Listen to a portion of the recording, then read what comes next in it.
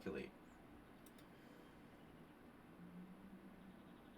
And the benefit of not calculating is that Astrobate he now has a minute and a half more than his opponent.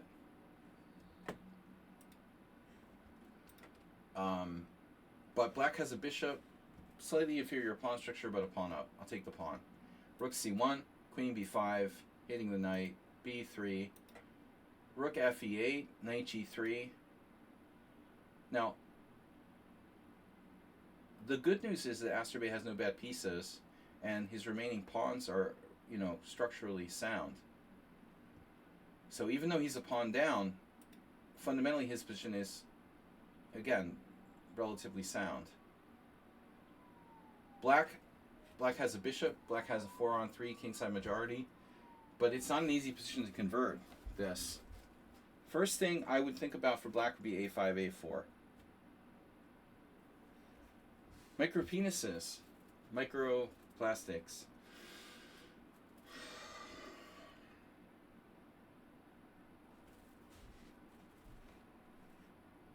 So a5, a4 devaluing Astrobate's pawn structure. Now that's a good idea. What would Boris Gelfand do? Probably a5. Now maybe you can stop him by playing like rook c4. We can stop a4, and black can still play it, but you take, and then be down structurally. I'm just saying a5 is a better move. Rook a c8 is kind of weak. Now queen h4, also random. Rook c8 defended c6. But what we need now is a move by white that has multiple purposes. Okay, I see one of the sneaky things Astrobate's doing here. He's freeing up this for the family fork. Yeah, I was talking about that before. Gelfand playing so well with black. Rook e6 in the Najdorf. Knight e4. Rook h6. I'm not saying that black is the master of strategy and calculation either.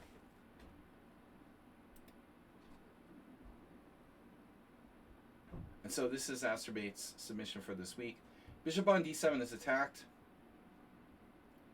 It occurs to me there's another threat of knight d6 as well.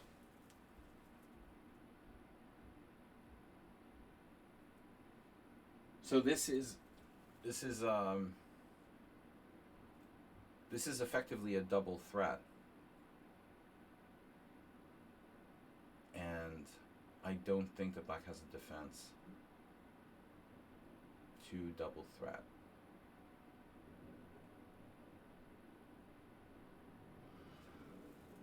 I had one crazy idea, like c5.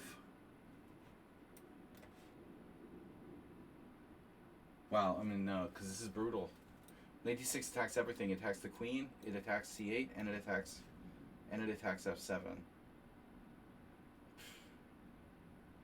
It's over. So I think that black's just lost at this point.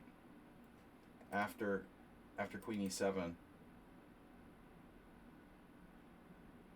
Doesn't seem like there's a defense. And it's very important, like for example, bishop f5. For example, knight d6. Another point I thought about was that like this, and if you try to pin it with queen b4, it's convenient because knight d8 defends the queen.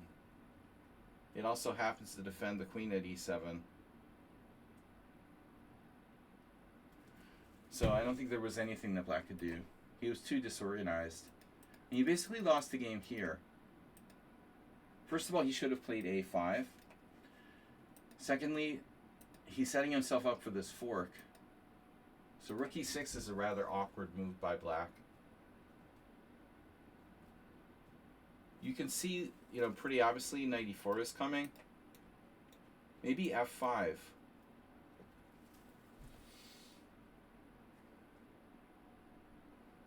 It's not a walk in the park, but like for example, rook fd1, bishop e6.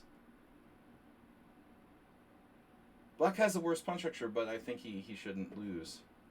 So After queen h4, rook e6, like after queen h4, let's just check. Doesn't even need to play f5, but it is top 3. Yeah, after rook e6, he's lost almost. He has a couple moves. Queen a5, pinning. No. What does queen a5 do? Gets out of the fork. But Asterbea has enough compensation for the pawn anyway. This also attacks a2. Alright, so rook e6 he's lost. Rook h6 he's lost. This is the last move. Lost. Fancy move syndrome. You should play knight d6.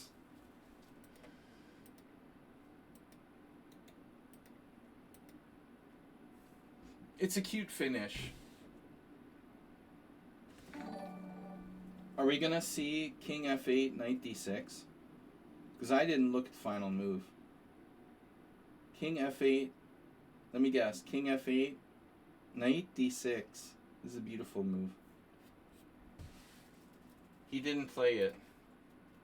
This is way more elegant, isn't it? I like knight d6. Queen e7? Yeah, he has just queen e7. But they're equally good. But actually, this technically his move is better. Rook takes here. The fastest mate. Fastest mate. He's a gunslinger. The fastest mate in town. F5, boom. All right, good job, Asterbea. Now we've got Bruno Parma versus Yefim Geller, and I've got games from Prism, Arsenal Fan, Blind Bill Blunder. I'm just going to do them in order of whoever's here. Whoever's here is more important than when they sent them in. You know, I'm going to override the order of submissions by if you're actually here or not. And I got to leave at 9:30, so I'm not going to stay until too late. We have over 2 hours to do the rest of the games. This is Mr. Slow's submission for his series with Yefim Geller. And it's a pleasure to go over these games from Geller's book, which I own and I've actually studied to some degree, but I've never been one to go chapter to chapter, page 1 to the end with chess books. I've always skipped around, you know, bathroom reading, what have you, pick and choose. I don't know if that I've ever studied a chess book from page 1 to the end. Not my style. I've probably analyzed like half the games in Geller's book. Don't believe anything that Uber Driver says. It may or may not be true. What's up, Uber Driver? The Oxford Dictionary of Chess. I have this friend who's a poker friend and chess friend, but more poker. And he's been playing since, you know, forever. But he always gives me like advice about reads about opponents and stuff, and then he'll be like, "Oh, he's a really good player," and then I'm like, absolutely not sure. Any kind of advice that he gives me, like a tip about, you know, who's a really good player, who's not, who's aggressive, I'm just like, okay, no, probably not, you know. We've got to make judgments about stuff on our own, and one man's maniac is another man's rock, you know. So admittedly, Geller did have good opening knowledge, but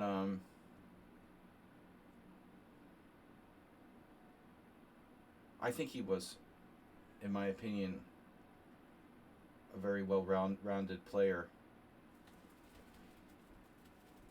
All right, so this is Bruno Parma, who is from modern day Slovenia.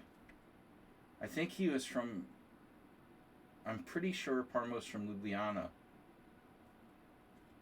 I played a tournament once in Ljubljana years ago, and the taxi drivers, they didn't have Uber back in those days, 2000, 2005. The taxi drivers, like late night, were playing chess in the bus station, and Bruno Parma was their hero. All right. Anyway, Slovenia borders right on.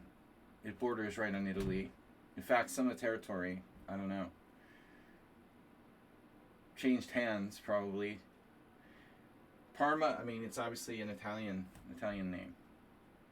All right. So e4, e5, knight f3, knight c6, bishop b5, a6. So we're playing black here with Grandmaster Geller. Bishop a4, knight f6, castles, bishop e7. Thanks for the donation, Mr. Roy Lopez. Rook e1. Same as last game we saw in the Geller sequence series. I don't know why more people don't play d6, honestly. I don't think it's bad.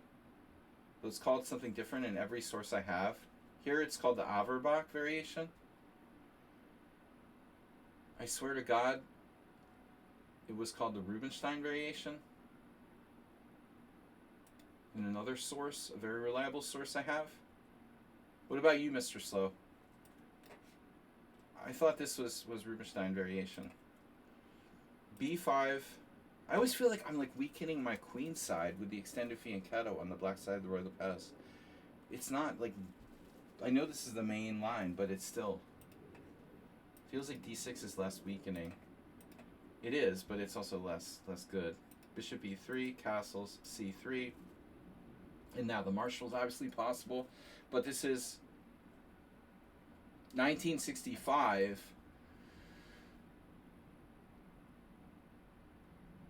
You think that Anderson himself said the same thing? A6 and b5 courtesy of Morphy. And Morphy, not one who really liked making unnecessary pawn moves, by the way. You think Anderson said the same thing about b5? Possible. I'm drawing that conclusion of my own, instincts. But yeah, it's a trade-off. You get space, but you weaken your pawns. So d6. I don't think the Marshall had as good a reputation back then that it does today. d6, h3. So last time we saw Marshall, right? No, last time we saw a different line. Last time we saw d4, right? Now we have h3 and now h6. Kind of a slightly unusual line. I guess they call this Smyslov. Smyslov defense. Obviously it's well known that you can play rook e8, and then if knight g5 you go back. A lot of people have made draws like this. So h6 prevents knight g5, preparing rook e8, bishop f8, and eventually like g6 with the kingside fianchetto. Yeah, I believe that's correct. This is called the Smyslov defense. But then again, 3g6 is also the Smyslov variation. Roy Lopez closed Smyslov defense versus Roy Lopez Smyslov variation or something like that. I'm going to take a short break, guys, and we'll be back in 3 minutes. Be right back.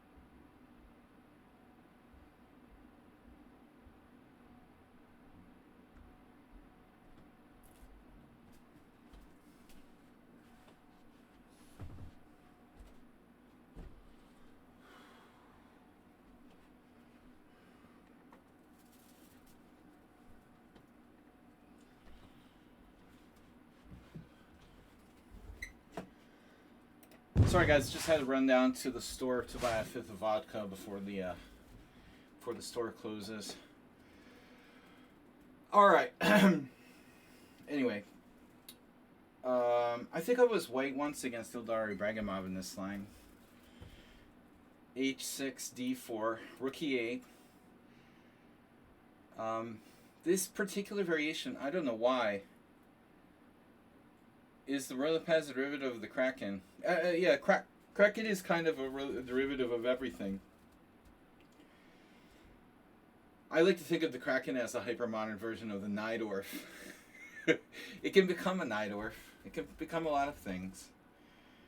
Yeah, I mean, the Kraken. The idea of the Kraken was it had tentacles, you know, in the front and back. So basically, like this. This is a tentacle here.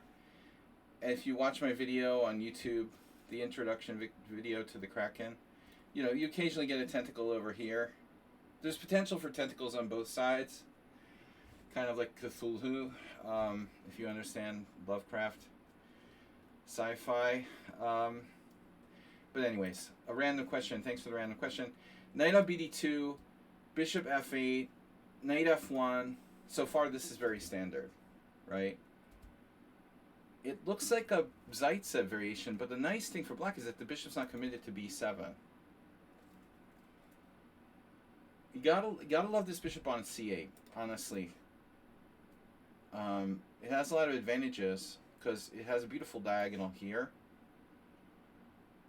But the one thing that is a downside is that A4 is gonna, you know, crack our tentacle on B5. And that means that you have to make some kind of concession. Push, take, play rook B8, or bishop B7 when, you know, this bishop does a good job in a lot of cases. The bishop does a good job in a lot of cases. Like, that reminds me, actually, Uber driver, we need a good Kraken emoji. I'll get on that. So now I've got the bunny one. But we ought to have a Kraken emoji. There's more slots for emojis in the stream. So anyway, he plays bishop d7, and this looks lame, right? But it covers this diagonal. It looks both ways before it crosses the street. It potentially defends b5. Not a ton of games here. I mean, one thing that does bother me about black's position is that we don't have very good control of d5. Advantage, obviously, of putting the bishop on b7, and this seems like it would transpose to a Zaitsev. The bishop on b7 fights for d5, and it fights for the control of e4. My concern here is that we have very weak control of d5. Now that's a nice arrow. How does that work? We have very weak control of d5 as black. So anyway, knight g3.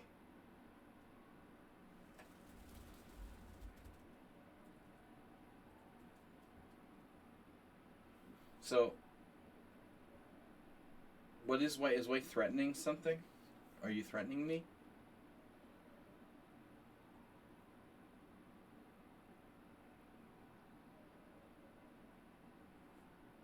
If it was white's move now, what would you play? Like bishop e3 might not even be a move because your e4 pawn gets weak. a4 would be like white's standard sort of next move. So black almost universally plays knight a5 in this position.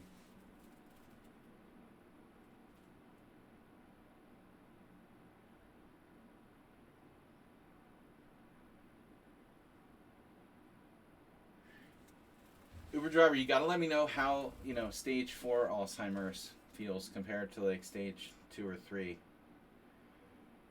I'm just at like the early brain fog. I'm not like repeating the same phrases over and over again yet.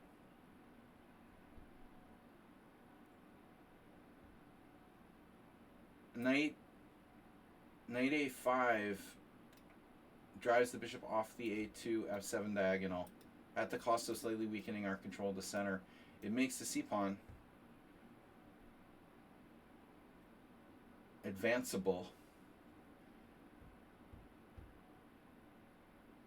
Big Bobby and d5. Yeah, okay. Kind of generality. Alright, bishop c2. And then once black plays c5, I would think like d5 is commonly used, but even there, you know. So as you can see, the main move seems to be c5. If white plays d5, black plays c4. Eventually, I would think. Apparently it's not good right away. This can be a problem. So if our knight gets relegated to like b7, you have a crap position, basically. Usually. If white plays d5, we can't let our knight get relegated to b7. So apparently we have to play knight c4. Nesbedinov had some games like this for both colors. I would be concerned. Let's say like b3, knight b6. This is Duda Nakamura. And what does black do? Like a5, a4?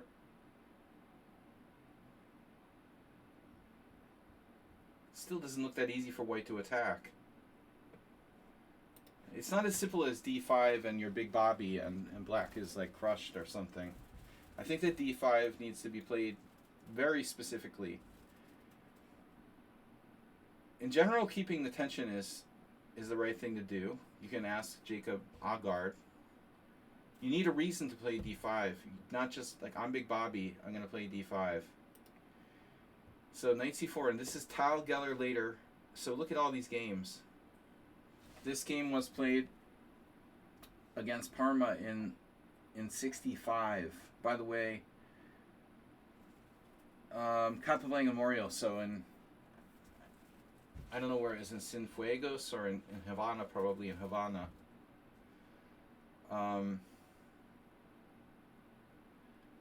But 65, maybe Che Guevara was there. Knight c4, and obviously this is a move. Baron Geller, 75. Geller, Planinich Geller, 1975. And later Alexander Goldin. Huh. So bishop c2, knight c4, a4, and now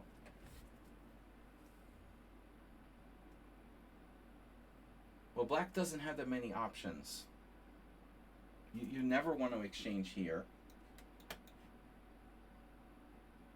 Well, not never, but let's say it's a very risky thing to do. Black's kind of running out of like constructive moves to play. You can play g6. Here's Balashov Savan. So what happens? b3, and if you go to b6, a5 looks uncomfortable. So he went back to a5. That seems awkward.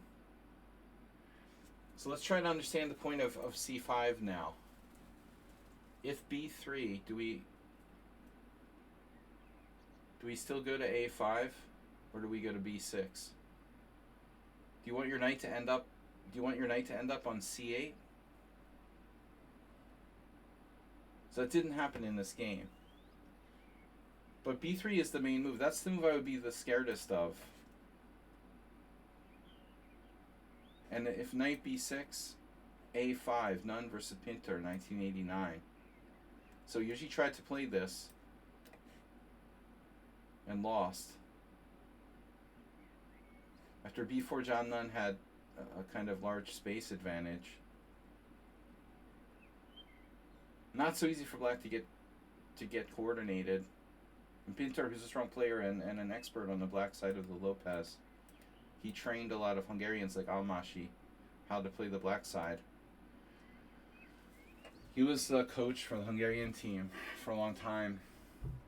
Now he's like retired. But I'm a little surprised to see the exchange of pawns here by white. It doesn't seem clear to me that white is gaining anything by this exchange of pawns. Is white gaining anything by exchanging pawns by opening the A file? Black ends up like getting control of the open A file. I could see D5, Big Bobby or whatever. You just have some space, but it's kind of closed. I could see B3, when the knight is kind of a question. But this A takes B kind of seems strange. Because, like, as typical in the Roy Lopez, like, your rooks aren't connected. So now you just simply, like, have to trade rooks or play rook B1. I mean, I'm not in love with rook B1. So you have to trade rooks, and you traded pieces, and black controls the open line. And is there any kind of benefit to this for white?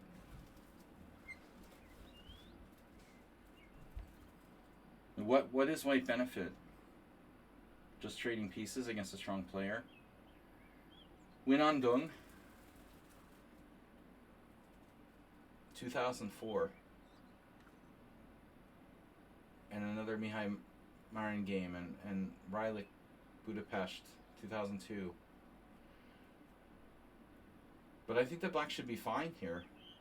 I think A takes B is a mistake. So D takes C5, what's the point? Someone played knight H4. Now that's an aggressive move. Since the queen is away on A8, we don't have any kind of tactical tricks against knight H4. Knight is trying to get to F5. He's also enabling a possible F4. Right. Good. Good. Now we're not working with just big bobbies. The concrete variations are appreciated. So this is a Vietnamese grandmaster playing white in a game 2004. G6, B3, knight B6, and he just went back to F3. Not that impressive. The other game, Breilich played D takes C5, managed to beat a stronger player. I think Heinol's only a bit stronger than Rylik. D takes C5, Zoli's very solid. D takes C5, D takes C5. And now knight H5. That's a neat idea, though.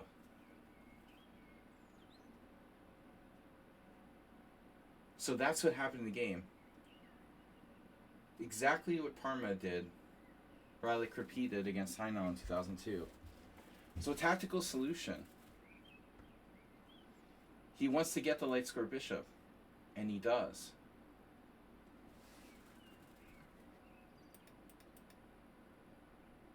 And there's nothing that black can do about it.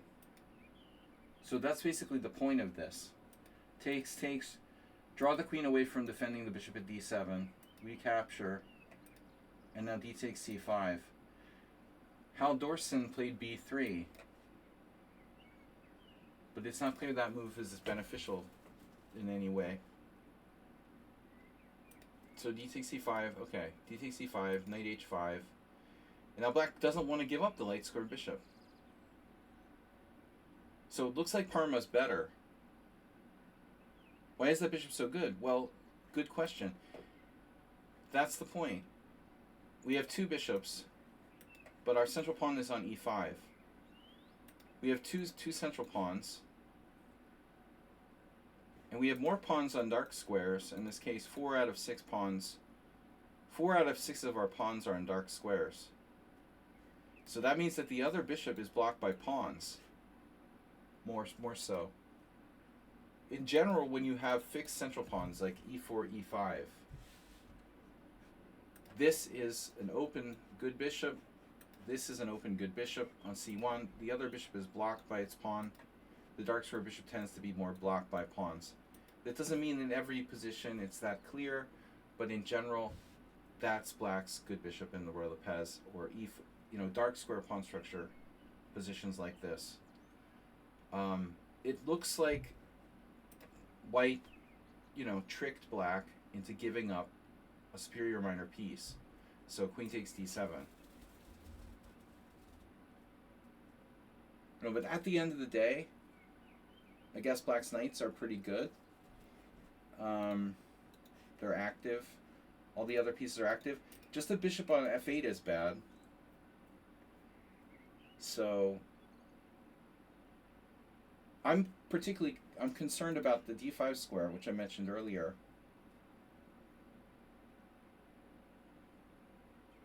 On paper, it looks like a somewhat of an achievement, but yeah, it's not so easy to do anything.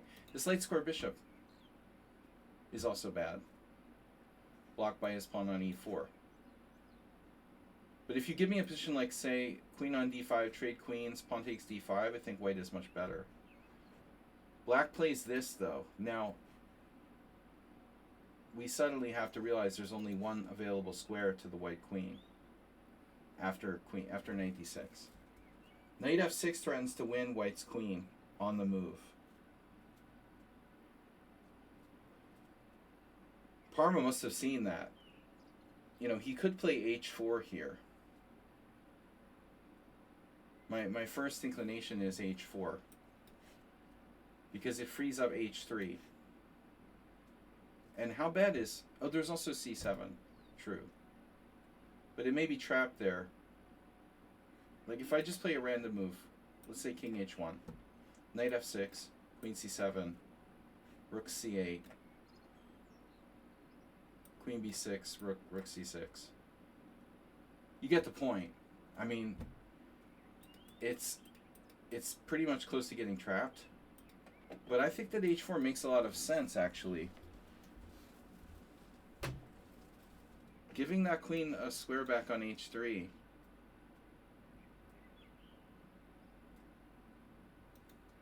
I don't think I see a lot of downside. Maybe there's one issue, like here. Well, no, there's another issue. Okay, e4 might fall. This is a major issue, that this pawn directly might fall. I don't think it's the end of the world, but it may be enough to refute h4. Though then again, like, what does queen g4 do? Yeah, he has a h4 square. Alright, queen g4, knight f6, queen h4. So this stays defended. 1, 2, 3.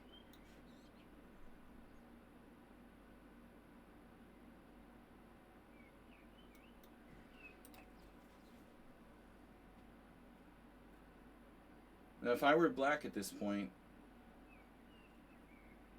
doesn't look like there's any like great move. I mean, my first inclination would be bishop e7 to try to discover on the queen.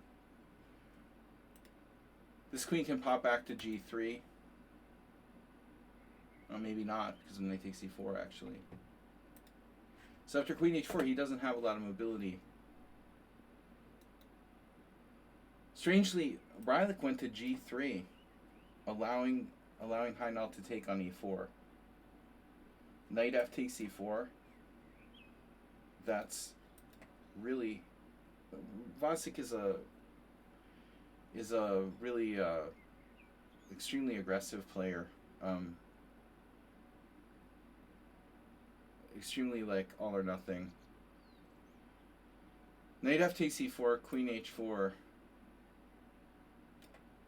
And now Heinal had to play g5, bishop takes e4, g takes h4, bishop takes a8, and I wouldn't think that black would lose this ending, but his structure isn't great.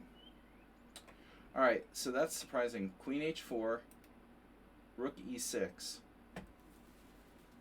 So this is about... What is rook e6 about? Defending h6? Possible sacrifices?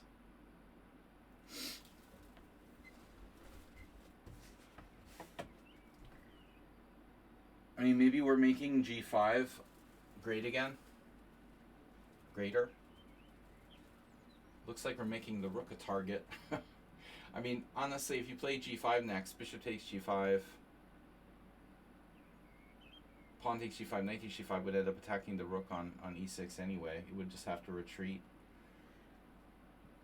I'm not sure that white can afford to sacrifice a piece, though. What Parma does is go back and try to get to the light squares. He lost the game in 10 moves. I mean, anybody want to bet that like Vasek Rylik's move is the computer here? Because he's the programmer of Rybka. He created Rybka, and he was very much based on. Of course, Rybka hadn't been. I'm not sure it was created yet in 2002, but.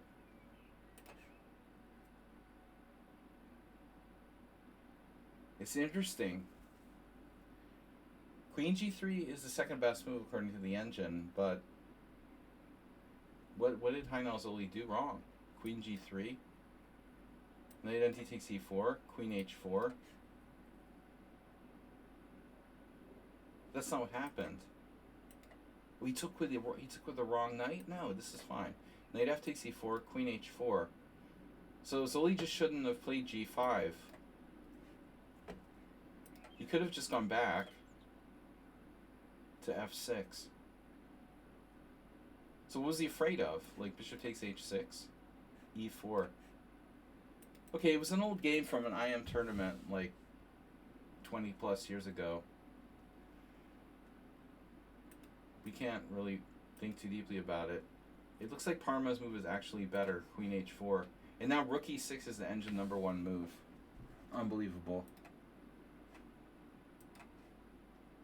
And now knight d2 is the engine's #1 move. And now c4 makes sense because we want to shut white down. Fix our pawns on light squares. Ultimately, this bishop can come to c5, where it's not a bad bishop anymore. White plays knight f1. And now what is black going to do? Though, you know, this. Knight c5 in. Like Holmov.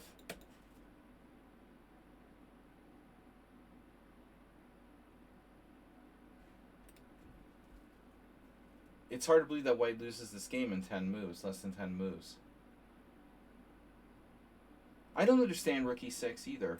It's some vague ideas. Doubling here.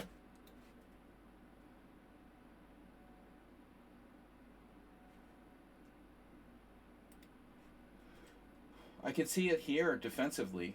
You know, it's working in a lot of lines where maybe it's defending. You know, if you need to play g5 or something. Or if you need to play g6, your knight is protected. No, so there's defensive value laterally. I see lateral ideas. The funny thing about it, oh, knight h7? Yeah, I'm not sure it's directly related to knight h7. Knight h7...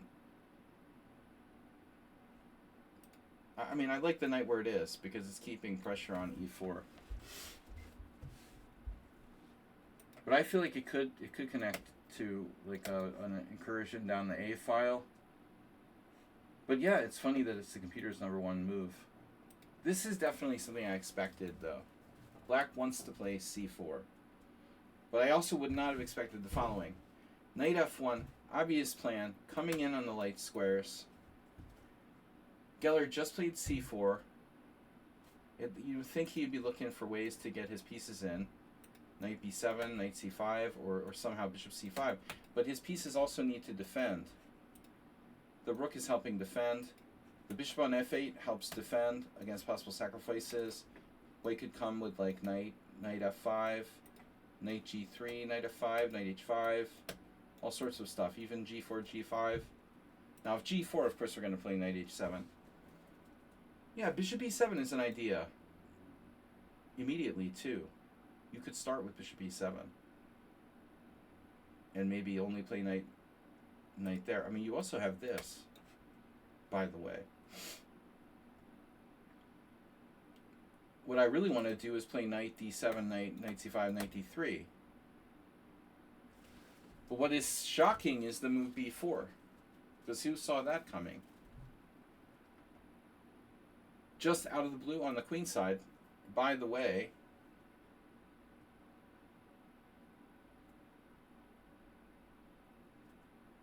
the big idea is hello d4. So if you take, which he did, It's an open invitation to just come in here. Raw. So there's two problems. If you take knight b5, knight d4, if you don't take, you have to worry about this push, which could crunch white spatially. Like, what are you going to do? Bishop b1? I mean, bishop d1? They don't look good. So white just doesn't really have a good option. Allowing b3, or maybe just up the ante with knight b5. And white has no threats in the meantime. Here, knight b5. Now what are we going to do? Bishop d2, defending the pawn. Knight d4 is expected. But knight d4, gamer style. Maybe b3. I thought about that. It's rather extreme, but yeah, if takes is bad and not takes is bad, then b3 needs to be considered. Good point. After b4, b3.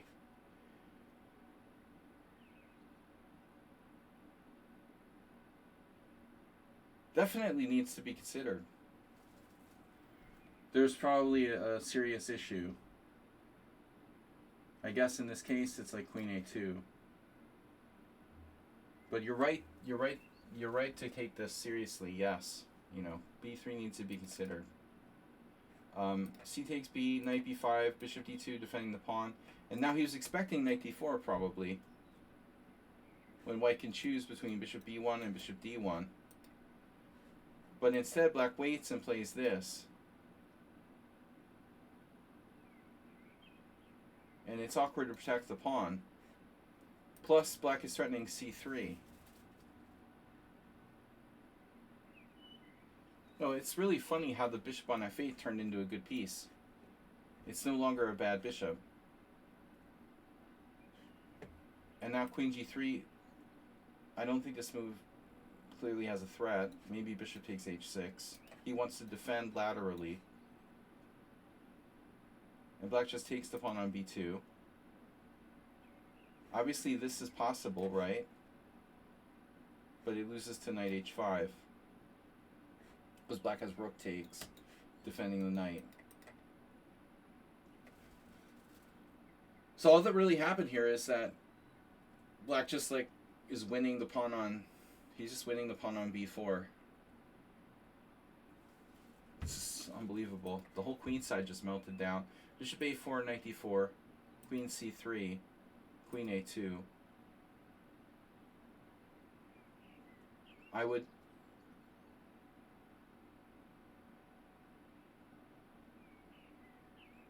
you can't blunder knight e2 check. So I was gonna suggest bishop d1.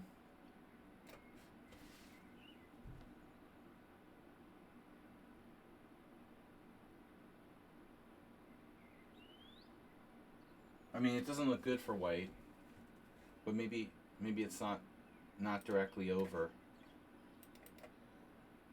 If white gets away from this position with only losing his b pawn on b4, it would probably be a miracle. Instead, he played queen a1.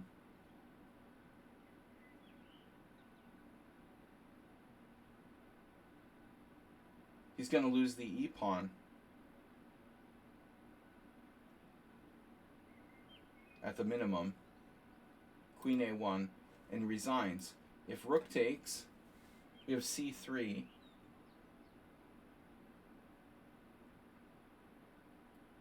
We have c3 or even knight takes e4. But this is more forcing because of knight e2 check. You can't take it. And then we just take this pawn on b4. It's really weird how that fell apart so quickly for white, you know.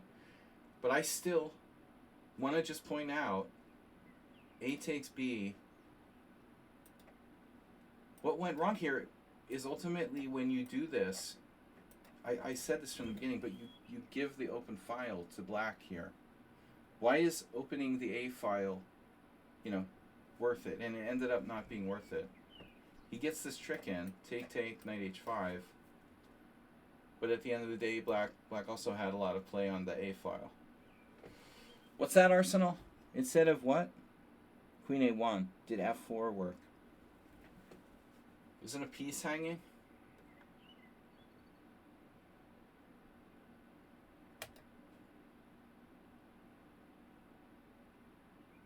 F4. Just ignoring the bishop. Whoa. No. I just take. If you try to take here, I have knight b5. So it looks like I'm up a piece at the minimum.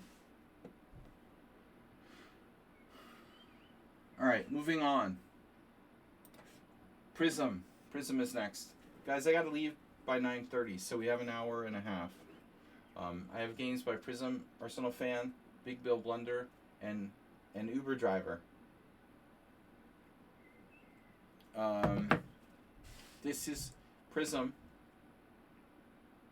with black. So Prism is here, or was here. D4, knight f6, c4, e6, knight f3, bishop b4 check. So I know you've been playing this because you played it against me.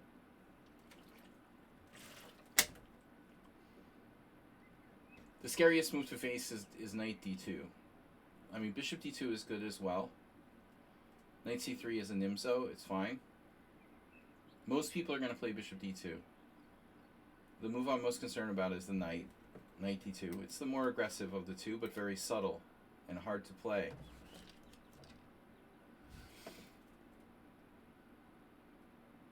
You didn't send any game, Uber Driver. It's not because of your Alzheimer's. Your reputation precedes you so much that other people send in games for you. So bishop d2, and then there's so many options. I like, even Magnus's like simple bishop takes d2 check is kind of okay. Not the most ambitious move. The classical move I never played. I never really liked queen e7. The nice thing about like c5 is that it puts some pressure on the center. White's usually going to take on b4. The advantage of this is that it takes away our pressure against the center. And yeah, if Uber Driver says curious, I would say Petrosian. You do like word association games. C takes b4, and now there's no pressure on that. But the problem for white is that the knight no longer can go to its best square. And these bogos, our play is dark square based, so we want to try to play usually d6 and a5 sometimes, depending on the scenario. Maybe b6. You can also play b6, bishop b7. And so you can also do c5 after b6. It can also be a kind of Queen's Indian hybrid. But your opponent played d takes c5. So this looks like something Uber Driver would do. Are you sure your opponent wasn't Uber Driver?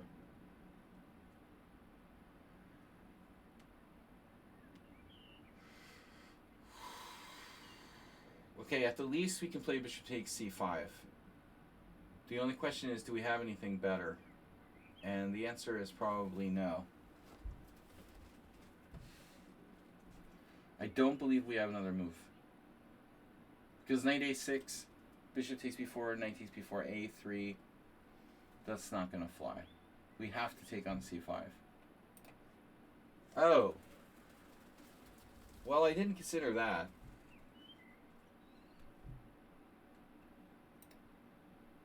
So this is what happens when you're flying blind, so to speak, without preconceived, notions.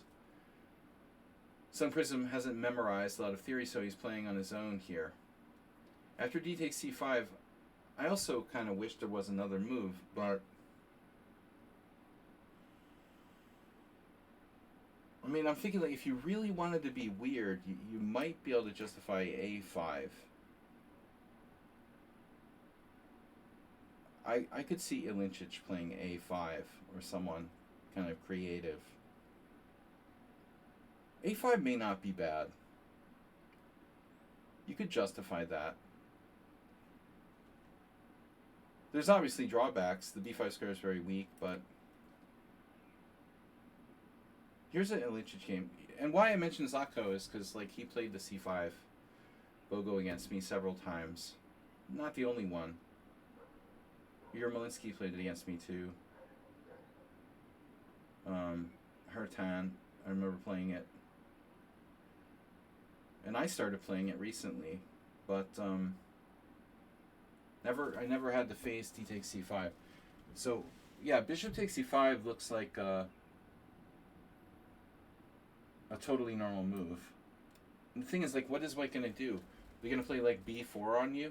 I mean, that at first looks scary, and then you're like, wait a minute. Why is his bishop on d2? If white wants to play b4, that bishop should be on b2. And you can't like get it over there. After bishop e7, what are you going to do? Go here? Then knight e4.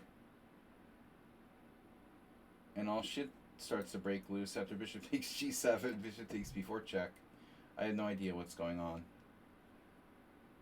So, after d takes c5, you just take. And white, white doesn't have really any justification for having the bishop on this square.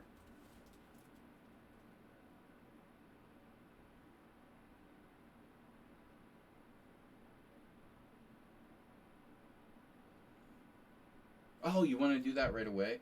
Arsenal's a madman. Arsenal, can you say fried liver? Bishop. I'm surprised Uber driver didn't suggest this. Check. And you suggested what? King g1 or king e1? King e1, queen f6. But there is a problem. King e3.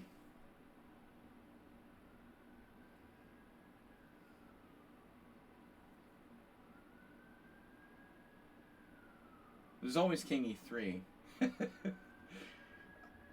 I'll take the knight if you let me.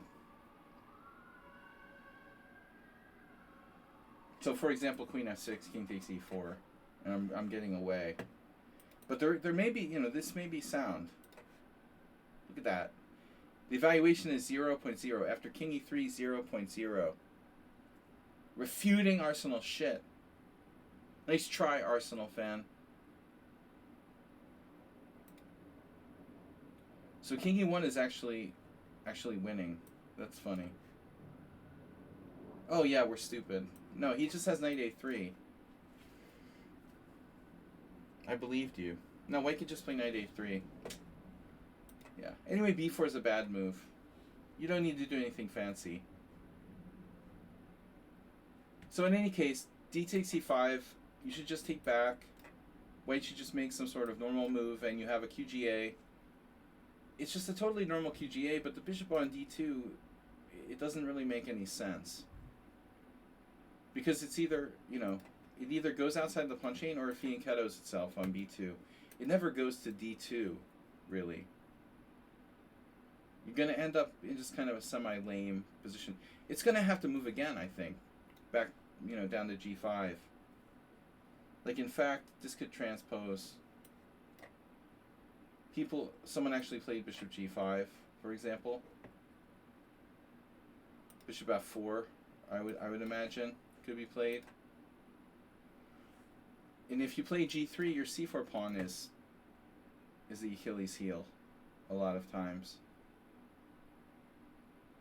I'm doing just b6, bishop g2, bishop b7. Carlsen Topalov. The c4 pawn looks kind of stupid here. Black has to be equal in this position. Wow. The engine is claiming a micro advantage for white.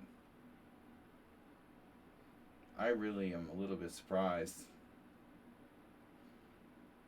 Is there any way we can attack that pawn on c4? Well, the computer wants to just eliminate it with d5. You can attack it or you can eliminate it. This Rain Stern guy, I don't know if Mr. Slow knows him. Some strange grandmaster who has this like bizarrely like ridiculous. I noticed some games. He has a sort of bizarrely ridiculous solid style. It's like worse than worse than what's the guy who plays the Fort Knox French? Rene Stern. Anyways, going back. So bishop takes d2 check was played. Okay, how are we going to get this pawn back on c5? Friedman, no.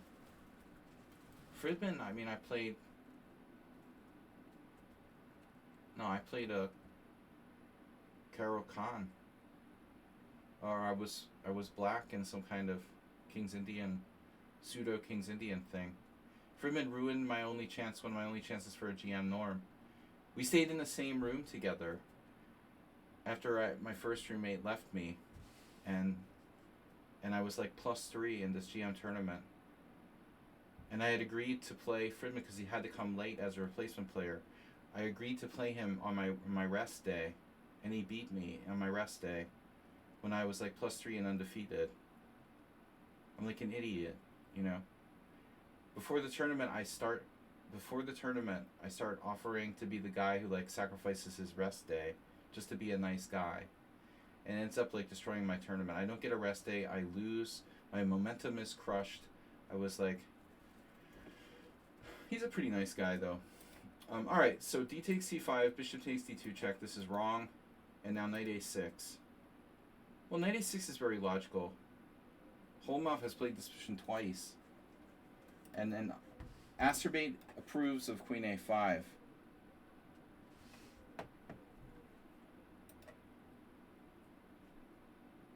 That was a huge chance. That was a tournament where Hikaru made his final GM norm. I started in clear first, and on +3 I needed to get to +5.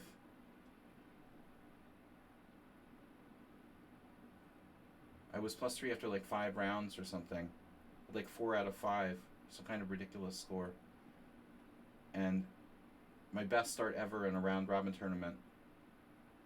And then losing to Friedman like started the whole collapse.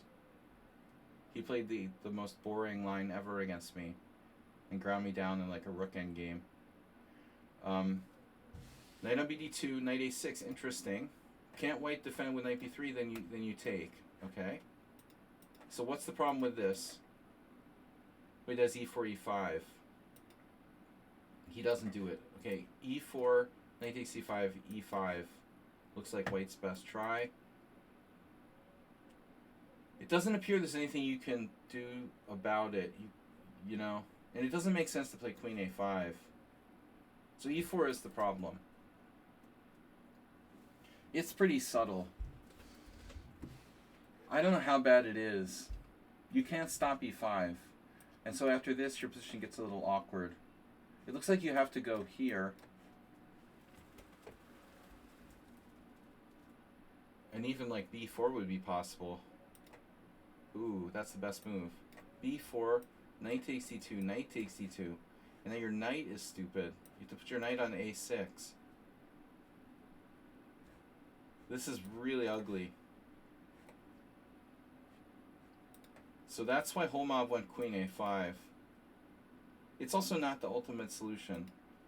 So you made this mistake. Okay, white doesn't punish you. And now you're out of the woods. But here the interesting thing is after bishop g2, can you play b6? Queen c7.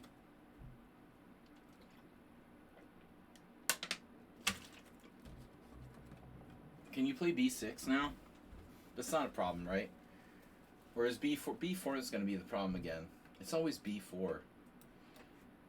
It's going to mess us up. So, and you don't want to play a5 because you're going to see that.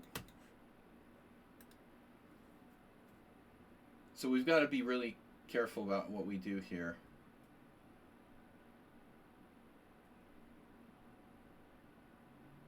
not so easy.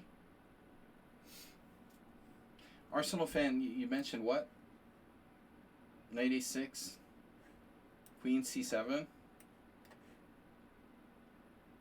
Probably doesn't quite work. You're just complicating matters further, I guess. After e5, knight g4, queen e2. And we're sort of in the same situation. Maybe you have something here, though. Like f6. For example, doesn't look so bad.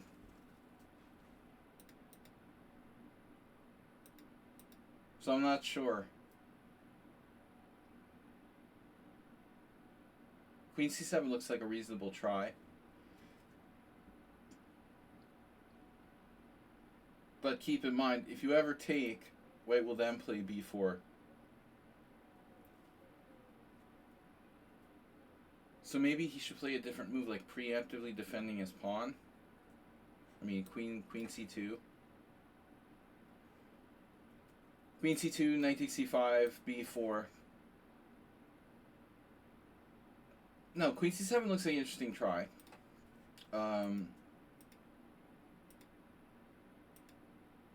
So white didn't try to punish black, but played routine moves instead.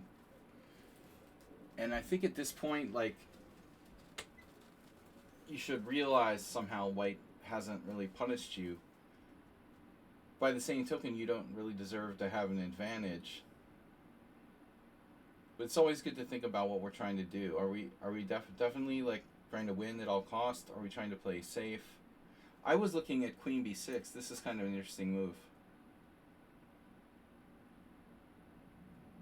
If I have time, I might play something like d6. Just try to set up a little bit of an odd hedgehog. Queen b6 is only good because this knight is on d2.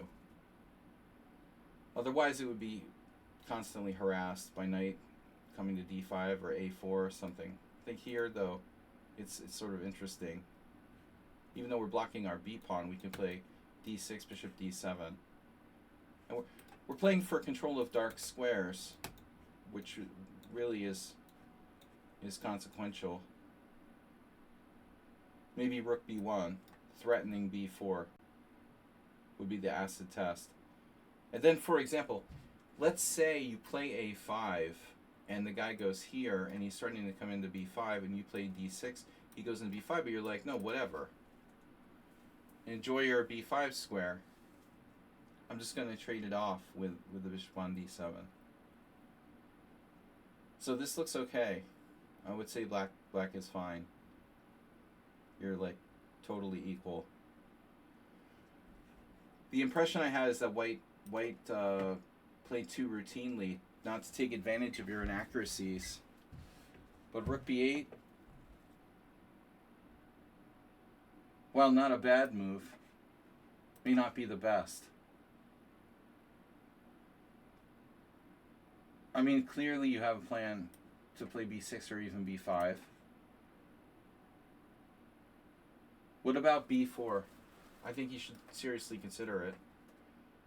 If b4, you're going to go here, I guess. It's probably okay. It's hard to take advantage of your rook on b8. I don't think rook b8 is bad. Queen c2, another very, like, routine move. I mean, this looks a little too provocative, in my opinion. Again, a5 would be nice, but the square... If d6, if he plays b4, you could come back now and play a kind of hedgehog. And I don't think it's so bad.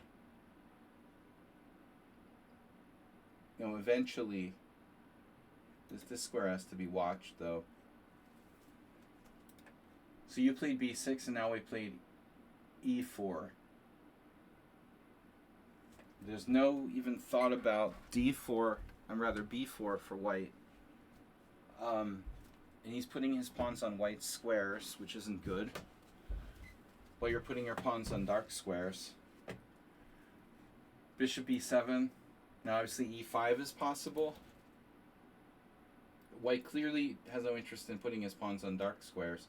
Now, I don't think that he should play e4 at all.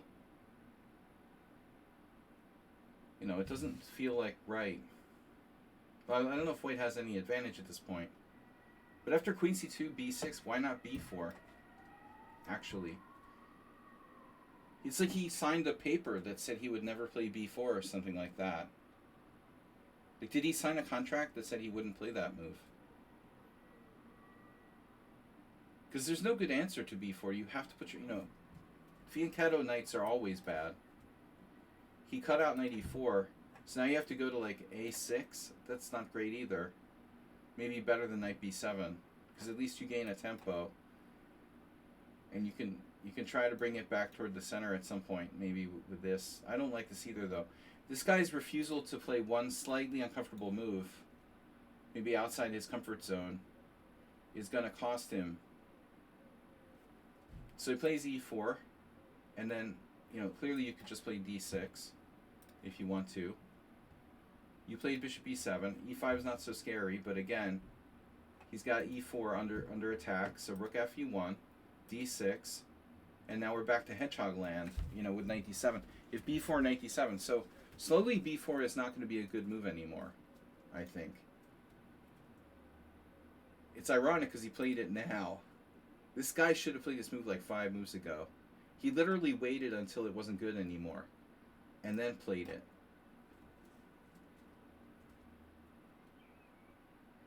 My perspective is that it's just a little too late for this move to matter. You know, but you should put your knight on d7. This is 0 questions.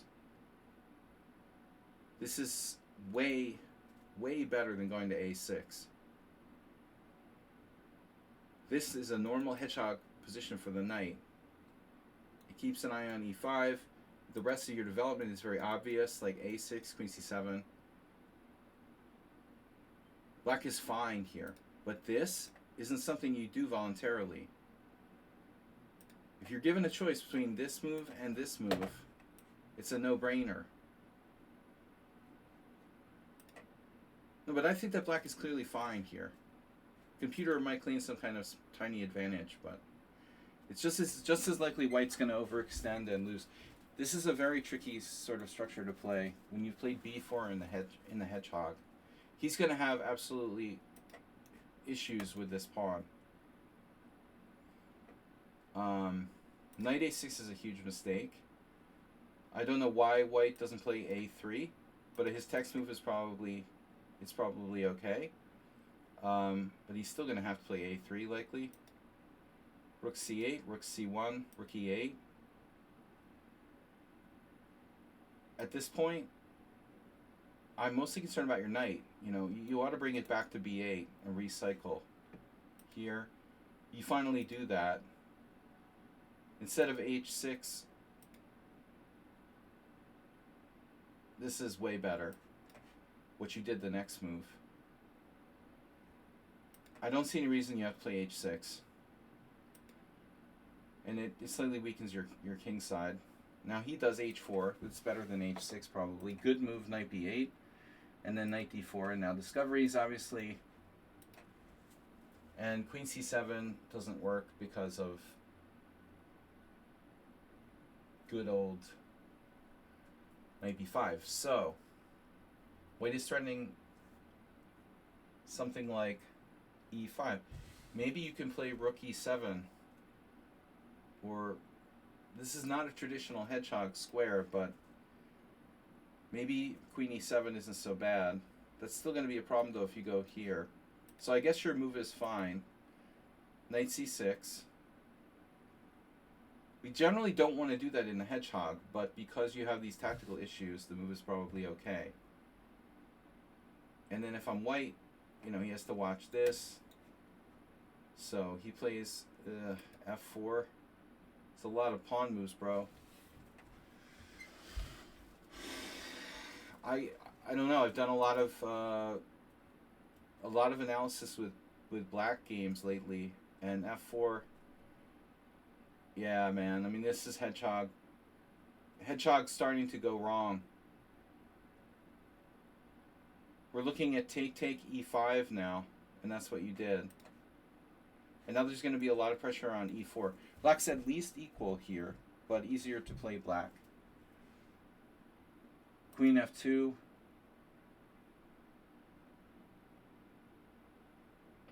I mean, there's other ways you probably could have played, maybe like more patiently. Hard to imagine playing without knight takes d4 though. I mean, if you really want to be crazy, you have to trade these pieces, man. But okay, here, you don't have to play e5 in this position. I was saying the other day that, you know, I said on the stream the other day, I hate that Elon Musk likes The Hitchhiker's Guide to the Galaxy, because the whole idea of not panicking is so important. White is overextended. And in a hedgehog league, even one exchange of pieces, you have two here. Even one exchange of pieces can often be like very detrimental for white.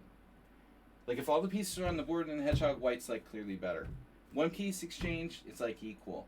Two pieces exchange, suddenly white is like falling apart all over the place. He's moved every single pawn on the board. Did anybody notice that? The more pieces you trade, the looser white is. You know, and he doesn't have any way to like keep everything protected. So he's just exposed. He's like the emperor with no clothes. e5 looks right. Yeah, I mean, this looks like a catastrophe now. I don't like queen takes f4. I'm automatically playing pawn takes. Unless there's some concrete reason I can't, you know. I mean, this square is just too important. There's no question whatsoever here. You play g takes f unless there's a fucking really good reason why you can't. And there's no good reason. Like knight g4, okay, queen g3. I don't see the good reason. He does this. Maybe he's not lost, but now the c5 square. Queen e7, and then let's make it worse. He found a way to make it worse, probably. But I don't think you should trade queens. I think you're limiting your own winning chances by trading queens here. You have literally nothing to be afraid of.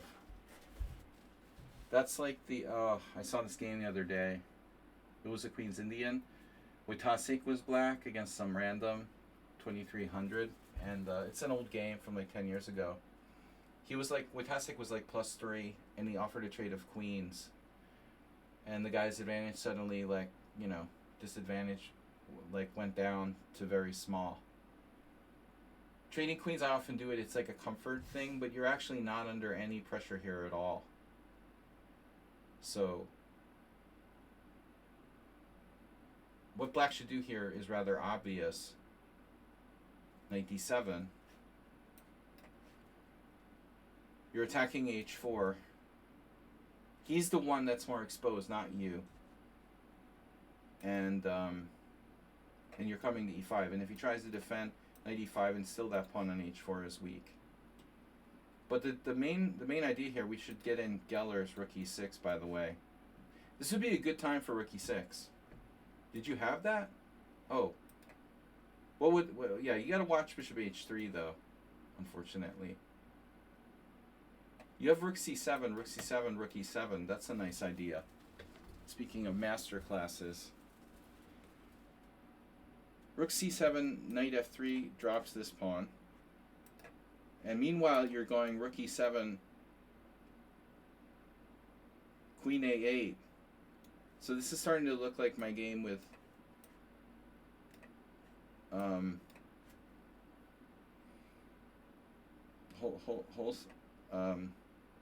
my game from the simul. What's his name? Herstein. You could be in a situation where suddenly black has like 8 million attackers. Okay, this, this, this, this, this, this, this, this, this, check, here, queen takes a7, And still, you know, it's a draw. That's too much exchanges. Alright, anyway, queen e7, g4, bad move. Trading queens, I don't think you should do it. I think it's a practical mistake. And then, well, I mean, you know, pawn structure chess, but I mean, dude, if you take, he has a queenside majority, and if you don't take with the pawn, he doesn't. And you know, his queenside majority isn't a joke. Like, this could be a problem. So I don't think this is a mistake. Now he does what? Sort of tactical trick that doesn't work. Oh, I see. This is a really bad move by white. Some kind of radical trick, but you're Yefim Geller, and he's him. Now he's down a pawn and g4 is hanging, and the trick doesn't work. g5 takes. Oh, another pawn. You see what happened? Typical hedgehog. White just imploded and lost everything. Yeah, nice. So easy to go wrong when you have space advantage in a hedgehog. White side of the King's Indian, hippopotamus, whatever. The bottom line is it's way easier. Any day of the week, I would play the black side of a hedgehog, especially in faster time controls. You have two equal players playing a hedgehog. In a rapid game or something, the hedgehog player with black has a huge advantage, honestly. It's compact, there's no weaknesses. It's just way easier for the side with the space advantage to go wrong. Okay, Arsenal fan against Mo Salah.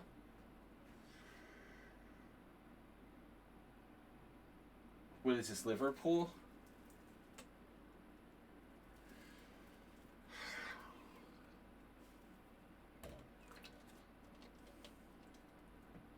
Arsenal fan versus Liverpool.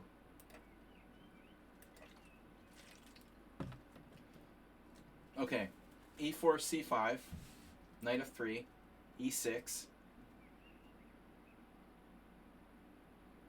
Yeah, like I played e6 against you, and it felt like you didn't have as good a handle on e6 as other open Sicilians. So now Arsenal goes to his solid approach, c3.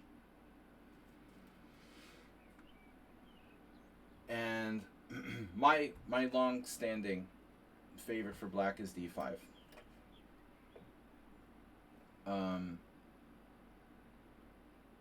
White should take, because Ed Fermanic variation is unclear. No, it's still interesting for white, but and then black can take back with the queen or the e-pawn. You know, both are fine. But your opponent played knight f6 instead, and this is fine. You know, e5 is critical.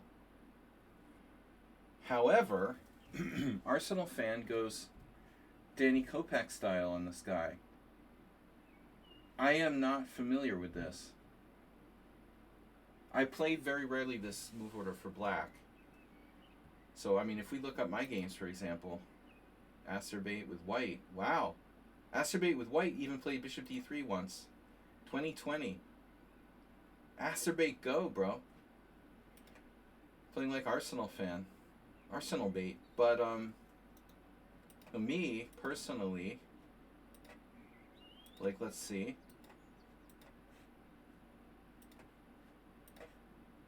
Wow, one game against Mr. Slowhand. But Mr. Slowhand, of course, played e5. That's unbelievable that I've only ever played this once, and it was last year. Yeah, I always play d5. Oh, I was white against Mr. Slowhand. Oh, I have it Sparkle versus white, sorry. Oh no, okay. I got one game with black against Dimitri. Yeah, I usually play d5. That's actually really surprising that I have only 12 games from this position, but I'm not playing a lot of e6. Alright, so bishop d3. I guess black should play d5, and then after e5, you're going d5, e5, knight d7.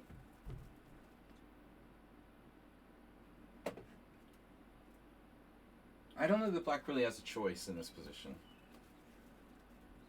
Sorry, but I think... I mean, I guess if you want to be weird, you could play c4.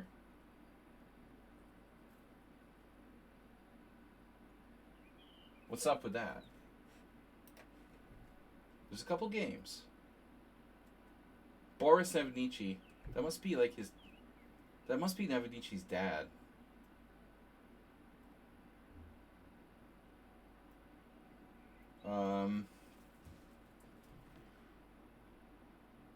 Dad of Nevednici. Nevednici Sr. Yeah, so c4 has been played. b6 is played. But come on, I mean, knight c6 is played, fine. You can hang out and wait with knight c6. Black played this. This sucks, though. d6 sucks. Now you're playing the Kraken. You're playing,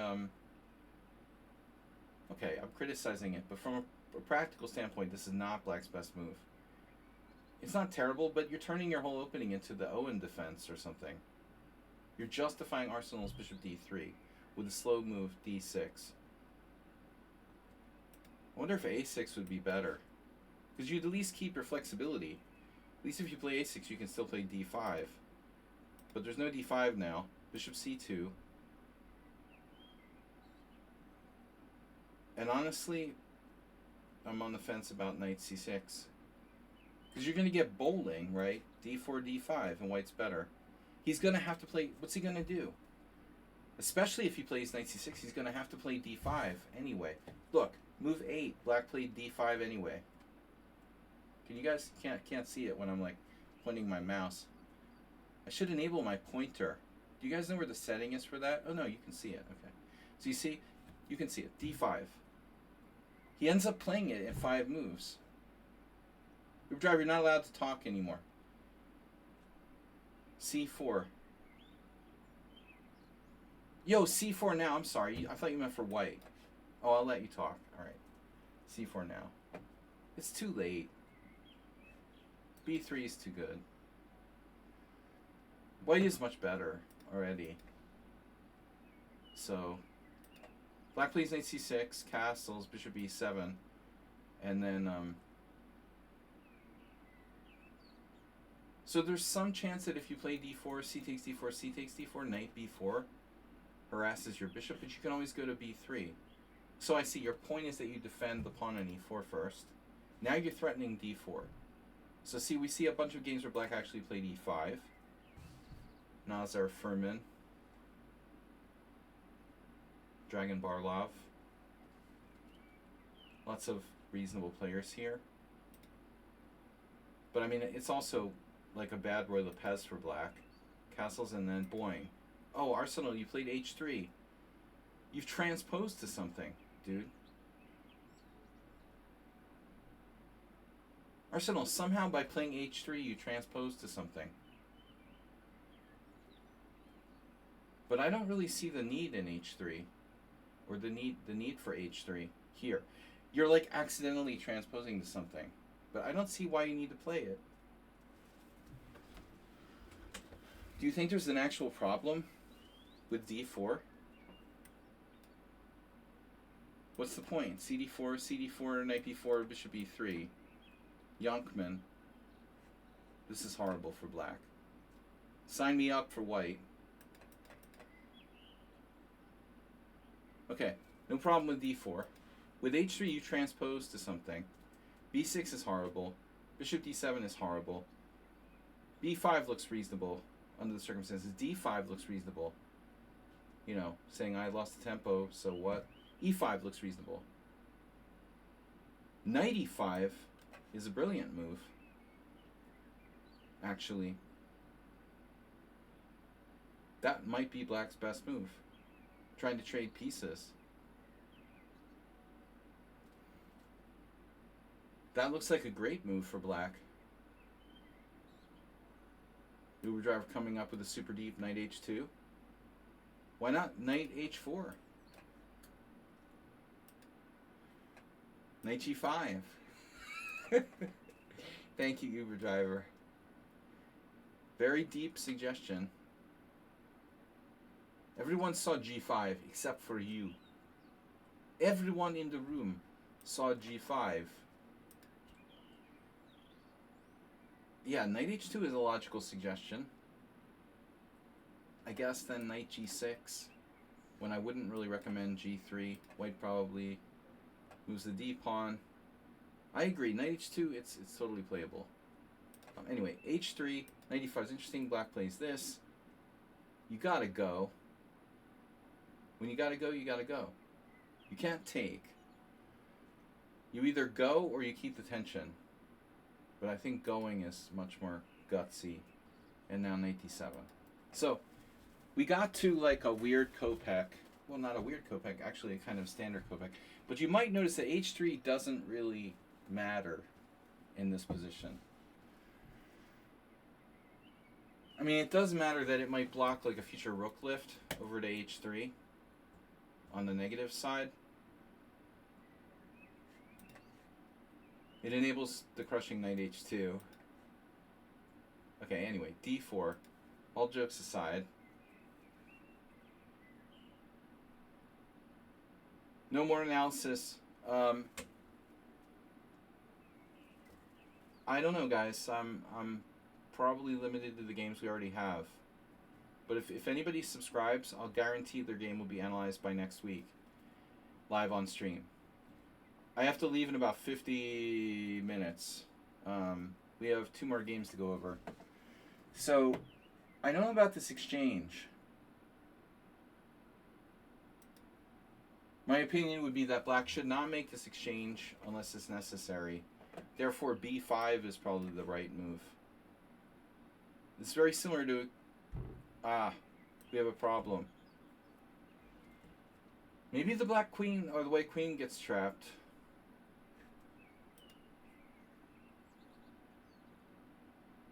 Black could sack a pawn. Yeah, it's not going to work. Alright. So, well, how about rook b8? Queen d3 f5.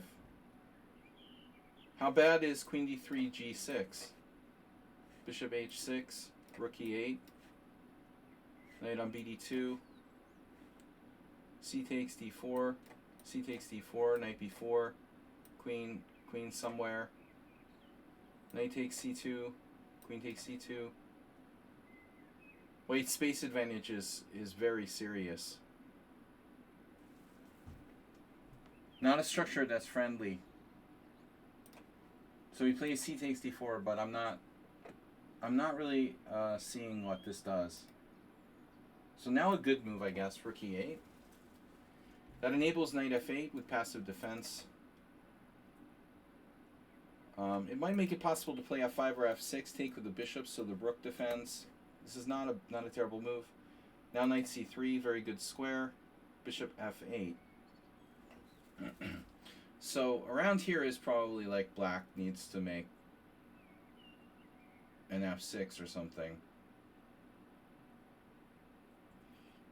I assume our point would be to take with the bishop so that the rook protects e6 and we keep knight f8 to defend h7. You know, this is better for white, but maybe it's not like lost. Maybe white is just clearly better. +2. It's pretty serious. You know, I would say it's nearly lost. Okay, he played very passively, bishop f8, and now I'm tempted to play like h4.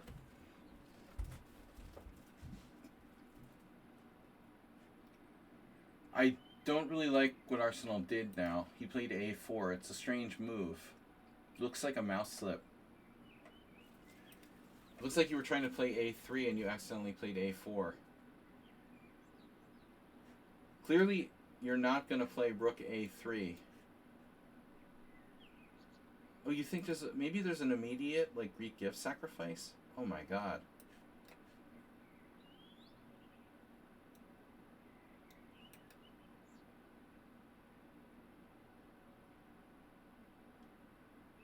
Well, let's see the Greek gift sacrifice first of all. Takes, check. King G8 is game over.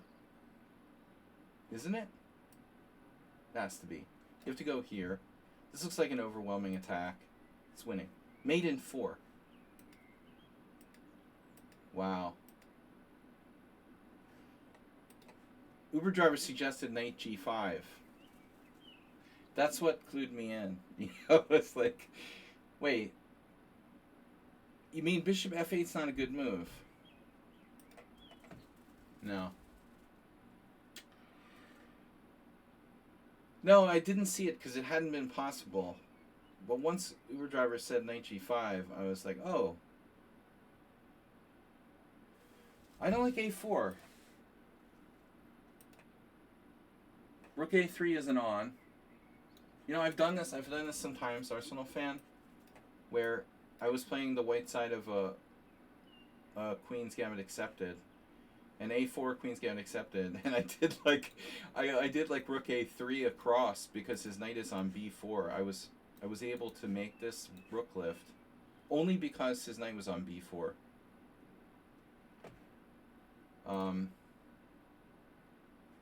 A4 won you the game. G6.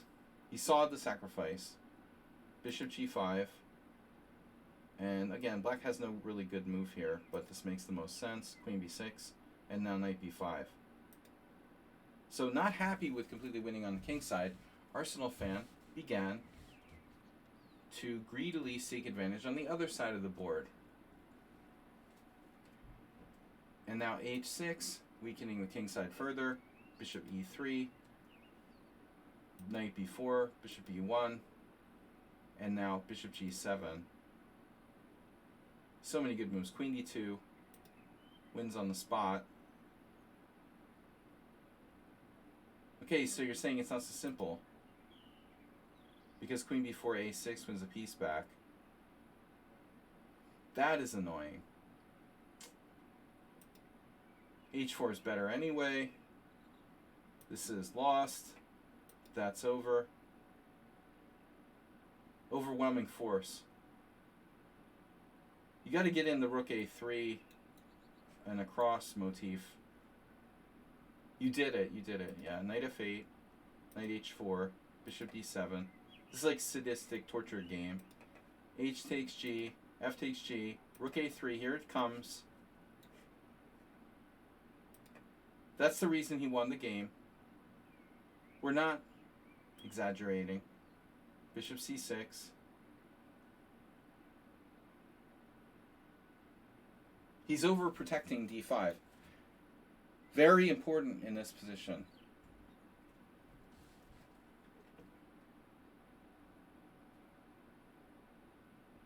I guess he wanted his knight to be able to move somewhere or something. I don't know. Yeah, very nice, very nice. Sadistic torture. Beautiful. Astery couldn't have done it better himself.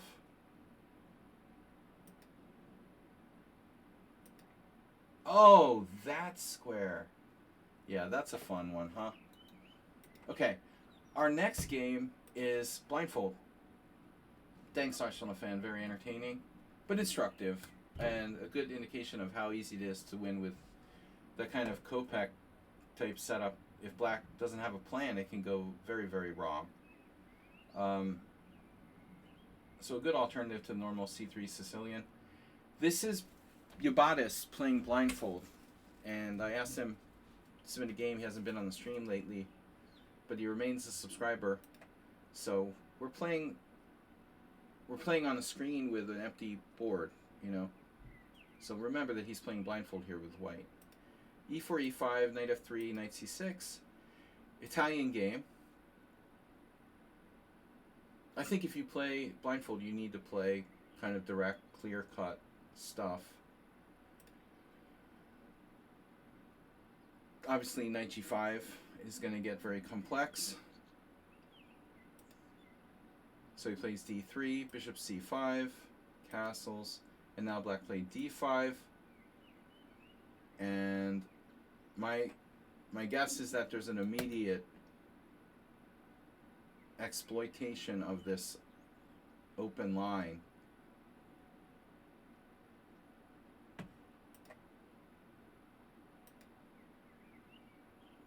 Rook e1 is the normal move. Can we try anything fancy, like takes on e5? This was played in one game. Jared Bryan versus Rick Bauer. New England, 1998. I was probably there for this game. Uber Driver was not. Uber Driver was working hard in the IT industry when this game was played. Champion of Maine versus Champion of Connecticut. Played in 1998. Looks like Jared Bryan's trying to be a little too fancy here. Yeah, Rick pops up on my Facebook. I never really knew him very well. Knight takes e5, and now I expected rook e1. But clearly you have to calculate.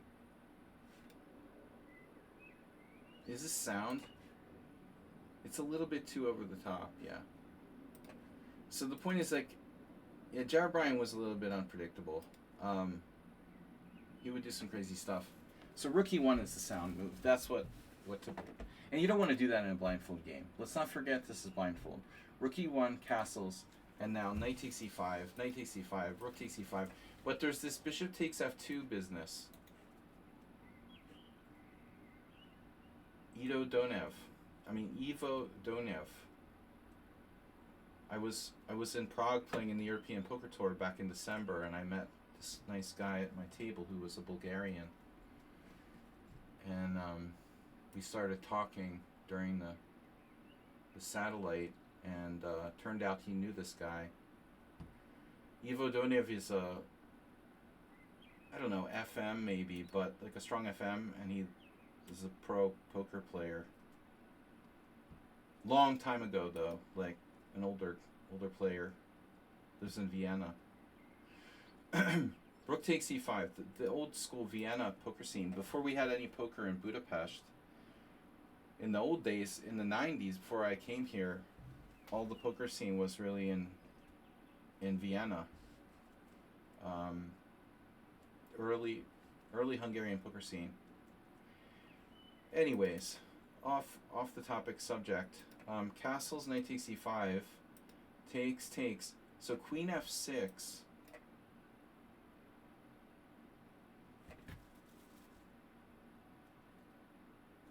Queen f6 is not a problem, right? We just take, and after check, we go here, and bishop g4 is not a problem. That's a position you won in a blindfold game, right? And if I could get a position in a blindfold game with white, this would be it. I don't feel good. Can I go home now? So I'm going to guess this doesn't work. That's winning for black. So we simply have d4. Okay. Stupid question. Stupid answer. Queen f6 doesn't work because of d4. So either you sack on f2 or you don't. So Donev did that against Tishbiriak, the German grandmaster. He played bishop takes f2 check, king f2, queen f... I expected queen f6 check. He played queen h4 check, king f1, then queen f6 check, then queen f3, queen takes e5, and bishop takes d5, and then h2 is hanging. White has given up, black has given up 2 pieces for a rook, though. This is playable, surprisingly. So anyway, try to calculate that in a blindfold game. Knight b6. Whoa! Oh no, who was blindfold? So the options here are pretty limited. Bishop takes f2 check, c6, and maybe bishop e6, I would guess. He plays this, he drops a piece to rook takes c5. Remember, blindfold. Blindfold Yabatis is 1400. His opponent is also 1400. So he drops a piece. Knight takes c4, rook takes c4, bishop e6, rook e4, going back to the file, b5. Watch the long diagonal, baby. You know, it's big difference if your opponent knows you're blindfold and he doesn't know you're blindfolded. And Yabatis' opponent doesn't know he's playing a blindfolded player. If he did, he probably set up like subtle ways of trying to checkmate White on the... I bet Asterbait would be a really tough opponent for blindfold players. He's always setting up tricky psychological traps.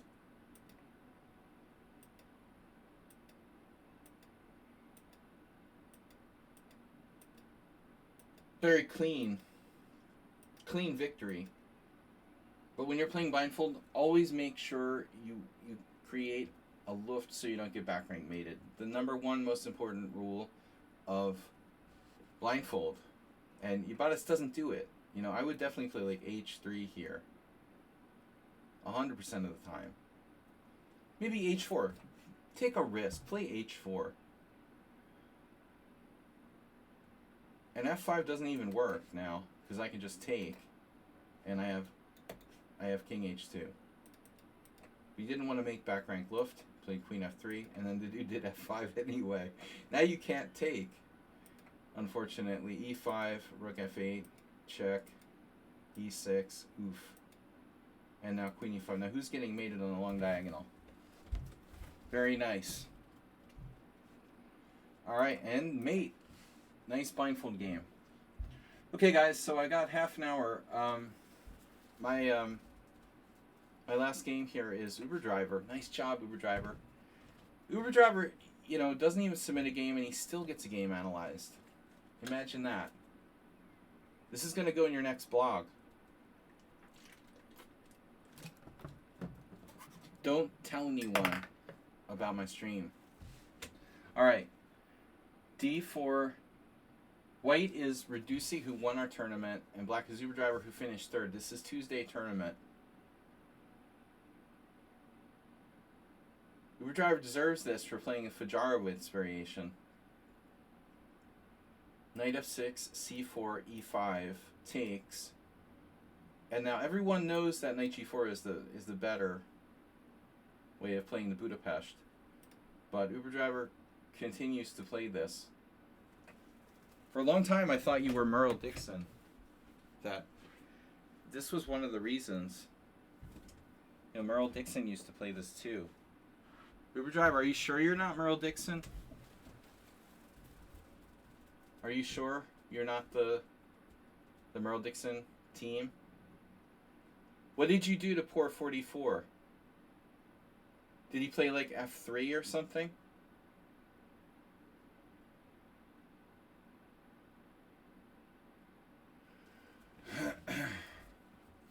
We should put Uber Driver on a lie detector test.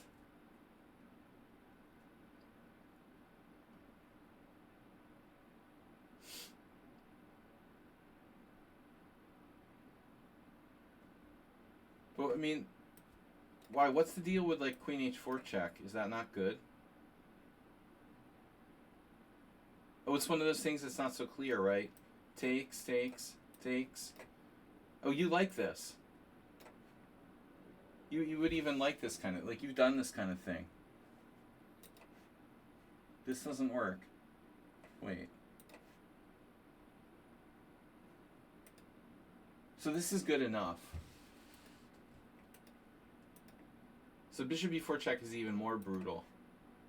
You spent a lot of time on this. Great. Unfortunately, 42, he's new to playing d4. So you're beating an amateur d4 player. Brutalizing those, you know, beginner d4 players with Jarwitz. Takes a really tough guy to do that. I like knight f3. I think a3 is a little overrated. I mean, it just seems overrated to me. But anyway, we've already showed our cards. So, check, here. Now, he knew to do this. This is surprising to me. Because most people play knight d2. And I used to play knight d2, and a lot of strong players have played knight d2. It took me a long time to determine that bishop d2 seemed even better. So I'm actually really, really shocked that, you know, Redusa, who honestly doesn't seem to have a lot of opening knowledge, would know this move, you know? So now you take anyway. White takes with the knight. Black plays knight c6. And now here, I guess I've done the same thing as him with a3. Though e3 is possible as well. Probably a3 is best. So 3 games of the bishop f8 have been played. Dr. Gordon Evans against Ernesto Rain. It sounds like correspondence. There's Anna has a game here. Yeah, it's painful to give up that bishop, isn't it? I wonder if black could consider playing like a5. But after a3, the point would be to save the bishop somehow. It doesn't look great. I don't know why I'm trying to defend black's position. It's ridiculous. So knight c6, a3, takes, queen, queen e7, queen c3, b6, and now, like, if I had this position, probably. I had it 3 times against someone unsound. These were simul games. So I tried all of the above. Rook d1, h4, that was a creative attempt, and e3, which is kind of quiet.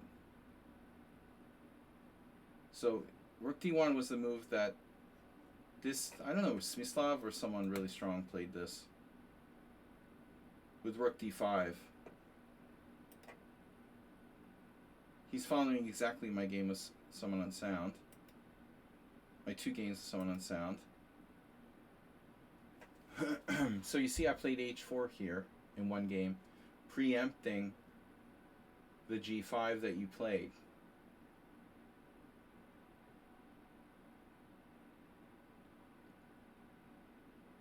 We all know about rook d5.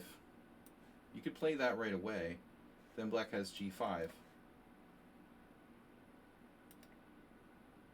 I don't know. I mean, rook d5 has to be fine. And maybe h4 isn't really a solution. Someone unsound did this to give his knight a square. But he lost pretty badly. What about like h6 or something? It doesn't look like it's that bad. Let's say h6. Someone unsound, I don't know. King b8 is always a move. White is better. So anyway, I was surprised though. White goes bishop e2. Black played g5. So you're following my exact game with someone unsound from 2020. And now he played h3. But I thought h3 was a travesty. h3, you know, h3, h5, g4, this is only going to open up the h-file for black. I said it during the stream, I don't understand why he's playing this, you know. It's only a temporary move, and ultimately, you're better off just probably going to d5. And this is what happened against someone unsound. So g4, knight d4, knight d4. But here, I suspect I should probably have sacked the exchange. But maybe what I did is okay. But what about like pawn takes? Are you gonna take this? h5, best move. And then like castles. You can't take the rook. Maybe you can play f6 or something. But still, white is... I have all my pawns. Rook b5. Rook b5, I love that move. Alright, anyway. So we played h3. h3 is definitely dubious. h5, rook d5, g4. So how does this h file help white? It's like Geller's opponent opening up the A file in the Roy Lopez. We're not developed, and we're opening up a file for black here. That's not a good idea. So now all of a sudden black has like counterplay. No, I'm not sure what black should do. I mean, there may be a call for g3. Calling all g3s. Let's see the evaluation. Ooh, you're clearly better. What about g3? It's really not good. He could take. I would never take. Oh my god. g3, white should take. Look at that structure. Ugh. I thought maybe f4. Wow. So anyway, rook h1 check. Best move. Bishop f1. I mean, is he supposed to play bishop f1 or knight f1? I mean, at least with knight f1, he could put his king on d2.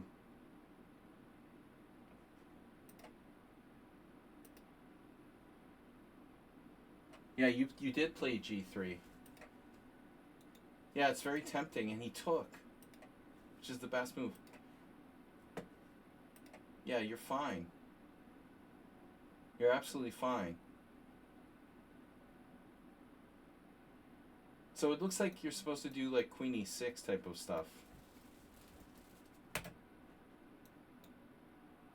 You ended up playing knight d8, but I guess that's like a habit, you know? White's position is compromised now with his king and his structure. This is kind of dogmatic. I don't think like bishop takes d5 is even really a threat. You can't play f6 unfortunately because white just takes. So like the computer was saying this in a lot of positions. You can, you know, maneuver your queen. You know, another idea might be actually knight e7. You lost your concentration, I know. No alcohol, no coffee, getting old, Alzheimer's. I don't like knight d8 though. Because I don't know that e6 is that great. And you're not even threatening to take his rook. So he plays e4. I'm not sure I would play e4 either. If I were white, I would prefer to do something like knight f3. Or maybe, God knows, I mean king f2. But unpin yourself. But to weaken your dark squares even further with e4, that seems like a bad idea, you know? And then you went back. Going back is even weirder.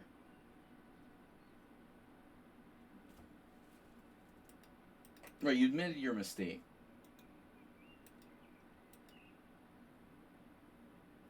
But you wasted time, a lot of time. Oh no. You have knight takes d5 now. Greedy. This is extremely greedy.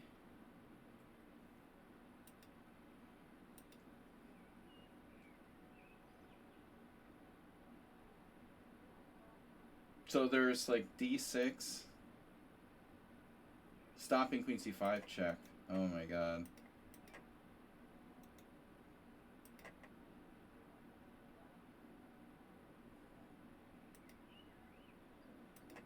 And now he's threatening knight takes.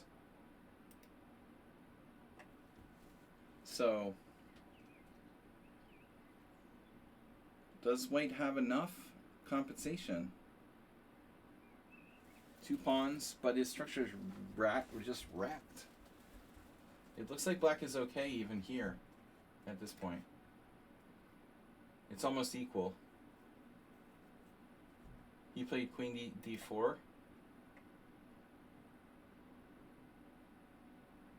Looks like here you went wrong. You have more time too. No, still it's okay. I don't understand how you ended up losing. You're up the exchange. Everything seemed to be under control. Oh, you traded queens, and you still lost. Magnus Carlsen Gukesh is going to happen now.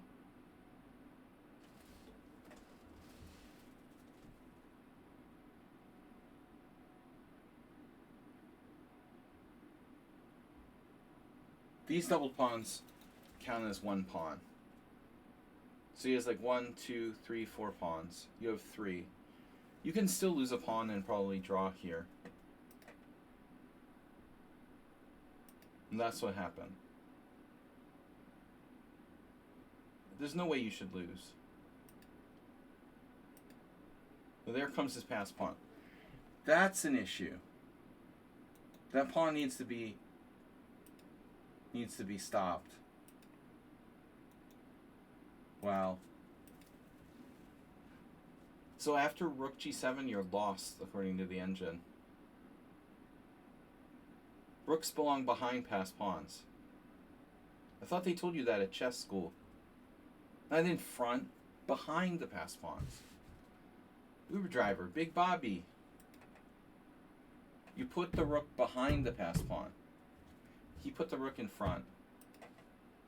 Man, it's over after that. White should just play carefully. Apparently you got another shot here. G5? What's your shot? I don't see how this could possibly be saved. He can perpetual the bishop. Whoa, what's that move? So if you play king b6, threatening bishop b5. I'm not sure what this does, but let's just say king e3, bishop b5, bishop d5. You can perpetual him. And then he goes back. Oh my god. This is like impossible to find this. You'd have to be a computer. c4, bishop takes, king here, bishop back, and then bishop d5. And black draws. After b4 check, king c6. This is like a mind-boggling variation. Yeah, that's impossible to find.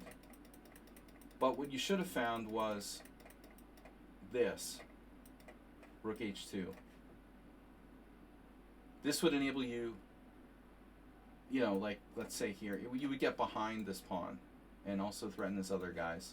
So he would have had to go back. He would have had to have gone back with, like, bishop f1.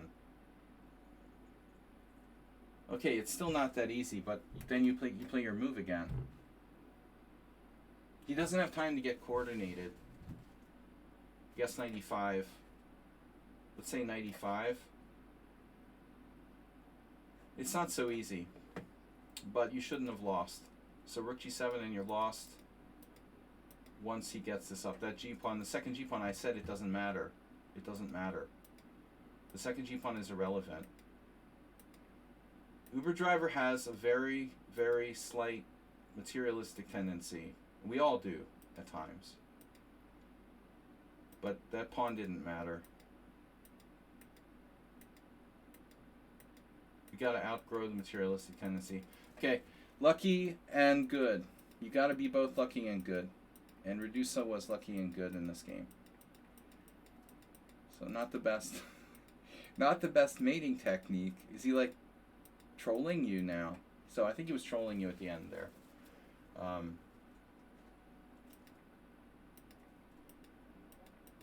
Looks like he's trolling you. Yeah. Double queen troll. Alright guys, thanks for joining me. I gotta go. It's been great knowing you. Thanks for Mr. Slow, Mr. Roy Lopez, with another Geller game. $40 to the fund. He had 5 seconds on the clock, I know. These kids today.